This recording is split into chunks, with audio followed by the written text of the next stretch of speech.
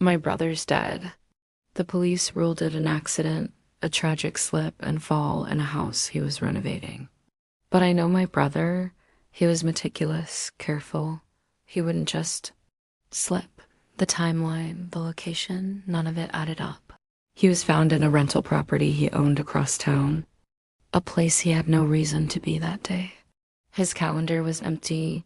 His phone records showed no calls to contractors. He just appeared there, and then he died. The police closed the case, but for me, it was just the beginning.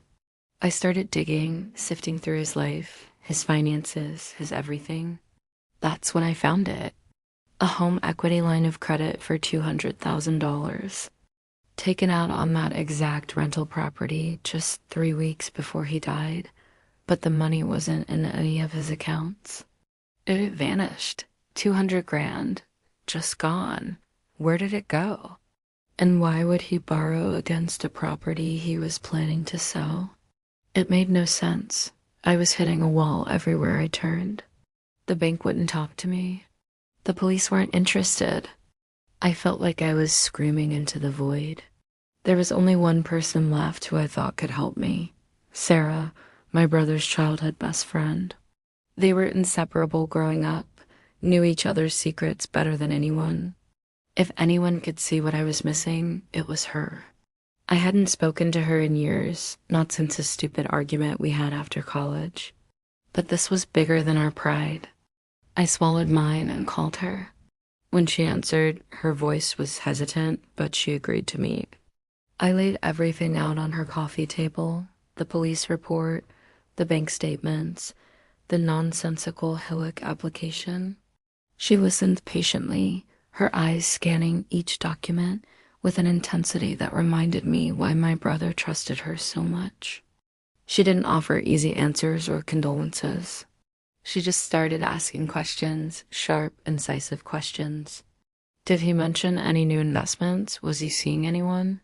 Anyone at all who might have been pressuring him for money?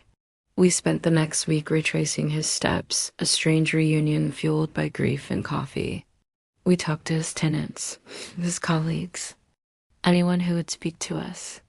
And then Sarah found the thread, a small recurring payment from my brother's account to a company I'd never heard of. It wasn't a lot of money, just a few $100s a month, but it was consistent. The company was a shell, a ghost online.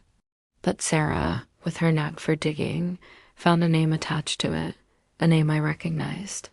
It was her ex-husband, a man known for shady deals and a constant need for cash.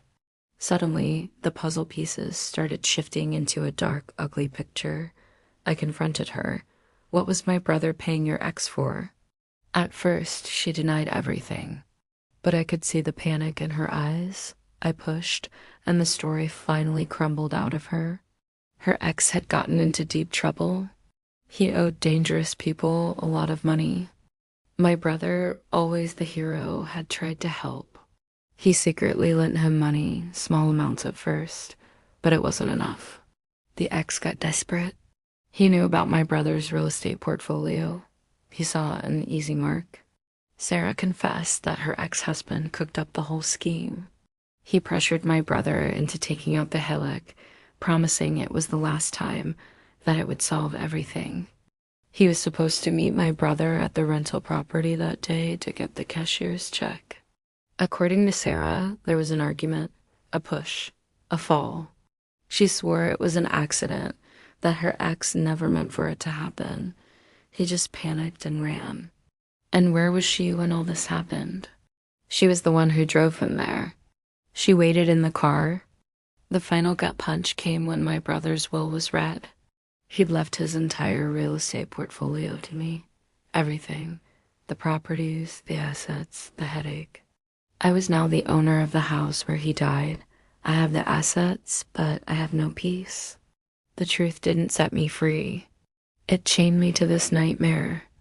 Every time I sign a document or collect a rent check, I am reminded of the cost.